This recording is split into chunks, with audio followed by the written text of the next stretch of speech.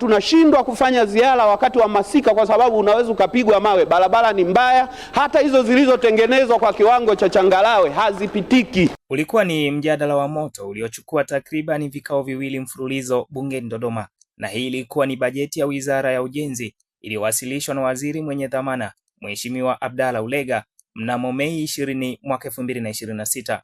Katika bajeti hiyo yenye thamani ya shilingi trilioni 2.5, Mheshimiwa Ulega alisema wizara itatekeleza miradi pasipo na upendeleo. Tutatumia rasilimali zetu tulizo nazo kuhakikisha kwamba ujenzi unafanyika katika namna ambayo hakuna watu watakaoachwa nyuma kimaendeleo kwa sababu ya jiografia, foleni na ukosefu wa ubunifu.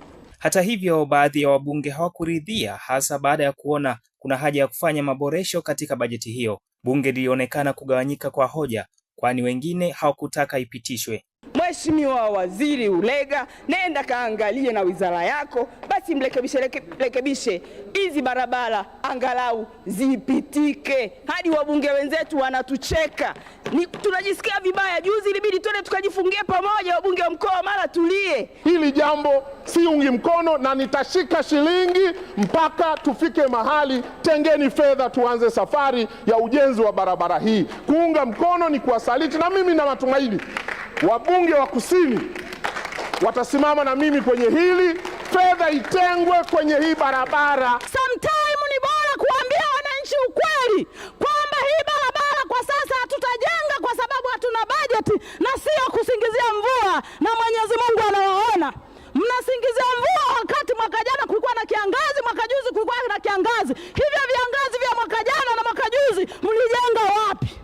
Kaka yangu Ulega, wewe unajua mimi nakupenda sana, lakini leo kwenye hoja ya barabara kama hutatoa majibu ya haya niliyoyasema na kamata shilingi. Muda ukafika, hatimaye kikao cha jioni kikaamua kupitisha bajeti hiyo, huku spika wa bunge Mheshimiwa Musa Azani Zungu akiwapongeza wabunge kwa kuwa sauti ya wananchi, kwamba bunge sasa likubali kupokea na kupitisha makadirio ya mapato ya matumizi ya Wizara ya Ujenzi kwa mwaka wa fedha 2026/2027. Wani Afrika waseme ndio, na wasio Afrika waseme sio.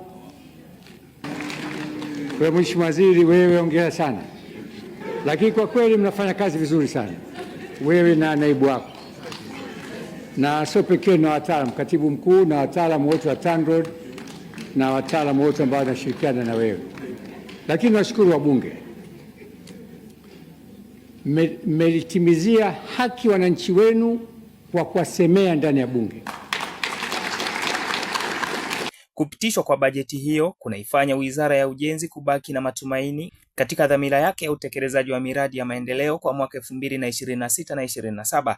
Lakini swali linakuja, je, ile miradi yote iliyotajwa na wabunge itaweza kufanyiwa utekelezwaji kwa wakati mmoja, ili hali bajeti hiyo haikuiweka moja kwa moja? Mimi ni Yohana Mashauri na hii ni Open Online Media.